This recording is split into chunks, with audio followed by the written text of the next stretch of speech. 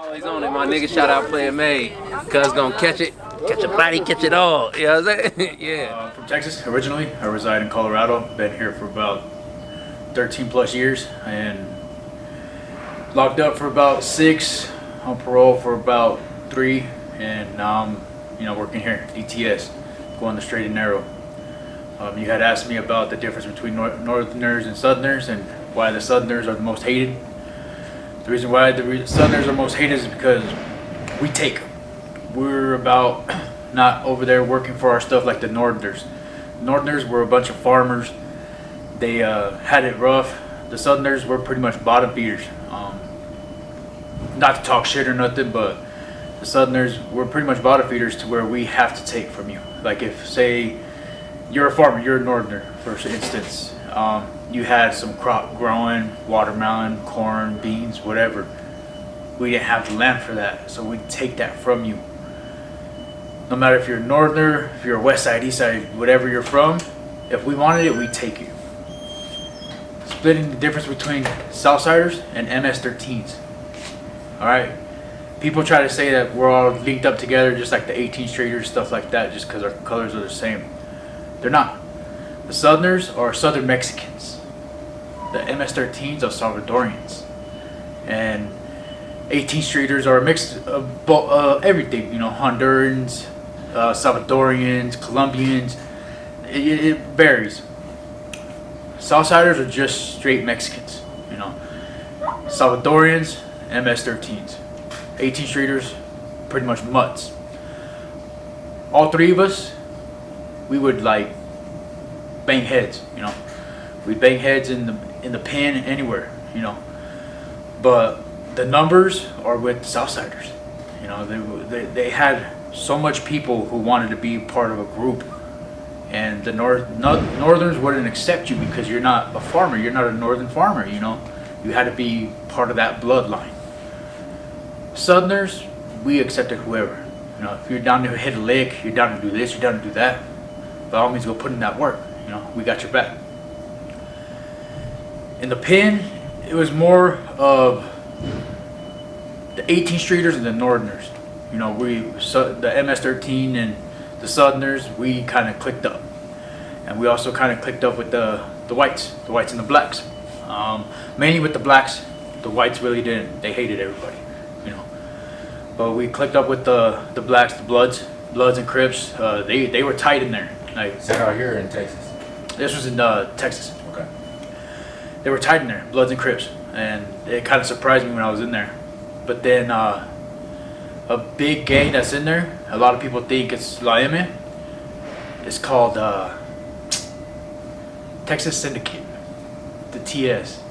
Now those motherfuckers, they're pretty much grouped in with the Northerners. They have a bunch of in the West Side familia working with them, and a little bit of the MS-13s with them as well.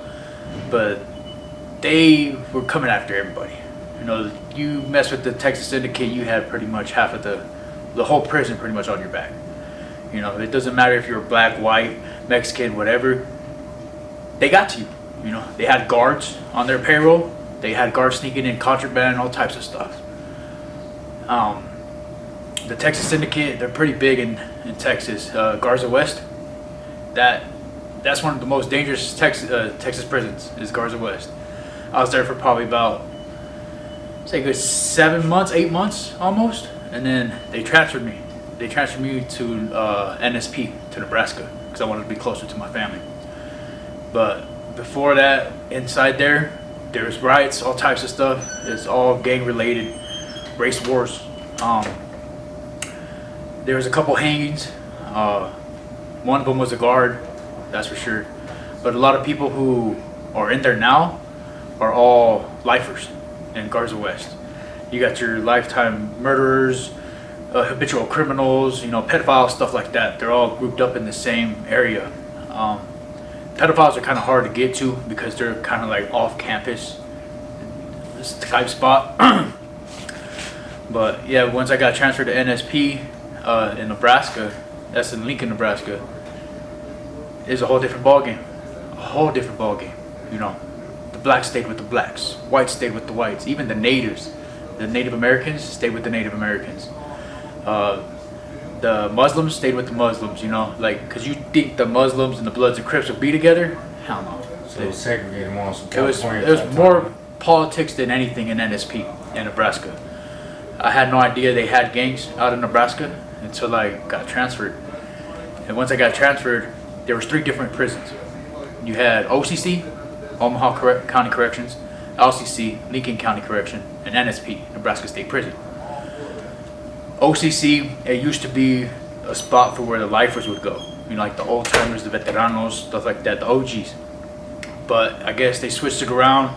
They had the OGs and lifers at LCC in Lincoln.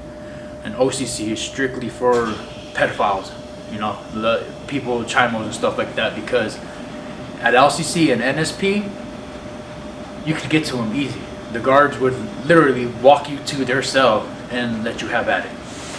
NSP was pretty much just for the gangs. Literally, the gangs ran NSP. You had about 5. Yeah, you had 5 different pods. One of them was for females, and the other 4 were for males and active gang members. They separated you. I was telling you about the Bloods and Crips, the natives, the whites, everything. So they had the Bloods in one pod, the Crips in one pod, the natives in one pod. They literally had it, you know, they separated it like a motherfucker. So when you do intake, they ask you, they take, of course, pictures of tattoos, see if you're gang affiliated or not. And you automatically got to tell them, even if you're still gangbanging or not, you got to tell them what you used to gangbang, you know? Because you could be a Northsider, you'd be like, okay, I don't want to be with the Northsiders, they got a green light on me. Put me in with the 18th Streeters or, you know, the Southsiders. It don't roll that way. Like, you used to be a Northsider, you're a Northsider till you die, to the gangs in there. So, granted or not, if you're still gangbanging, they're still going to put you in with the Northsiders. That the Northsiders decide on if you're going to check in or not. They had a bunch of check-ins, a bunch of rollouts. Rollouts is where they pretty much scare you to pack up your shit and check out. You know what I mean? But off the rip, you got to tell them. Like, I used to be a Southsider, so they'll put you in with the Southsiders. I used to be a Northsider. They'll put you in. Or I used to be a Crip, a Blood. They'll put you in with them. There's this one guy. He said he used to bang Bloods and Crips, so they didn't know where to put him. They put him in with the natives, the Native Americans, and the natives, they're just, you know, as politic as anybody else. So he was in there for, I want to say, a good month until a riot broke down and they hung him. They hung him off the second tier. They tied a bunch of bed sheets together and they just threw him over the thing, called a big race war with the Bloods and Crips. You know, the Bloods and Crips, they wanted to have at the Native Americans, but the Native Americans, I guess Nebraska, there's more reservations there than anything, so there's more natives than Mexicans, blacks, whites. There's a gang of natives there. So it was kind of hard to get to them. You know, it was very hard to get to them. A couple of the Bloods tried, some of the Crips tried, and it just failed. To where the Bloods and the Crips, they checked out. Like, they had two pods, and each pod carried about roughly 35 to 40 inmates. Each pod, empty, just empty, because they transferred all the Bloods and Crips, or they transferred a bunch of people out. They transferred them to South Dakota, North Carolina, New York, wherever they needed to go. They transferred them. But that wasn't caused because of that. That was caused because of the riots. They needed to separate it because in there, the blacks, they ran NSP. A lot of people said that the Sureños and whatnot ran it. The Sureños, all they were the muscle. You know, they didn't run shit. They were just muscle. The blacks ran that shit. And then once that popped off, they pretty much separated them. You know, they sent half of them this way, half of them that way, and that way, whatnot. After that, it calmed down a lot until they brought in a bunch of federal cats, because there's a federal holding as well. They brought in some federal cats just to hold them because they were transporting to wherever they were going. And when the federal cats came in, they're like some 1%ers, like straight up 1%ers type, you know, stuff like that. And they did not play. They were all looking at life. You know, majority of them were looking at life, tatted, AB, you know, the real deal, like the shit you see in a movie. You wouldn't believe it, you know, like you wouldn't believe it that I'm telling you that it felt like a fucking movie, you know, when I seen my homie Tank and my homie Bruce. And I call them my homies because we grew up on. We didn't have the race or the colors or anything like that divide us.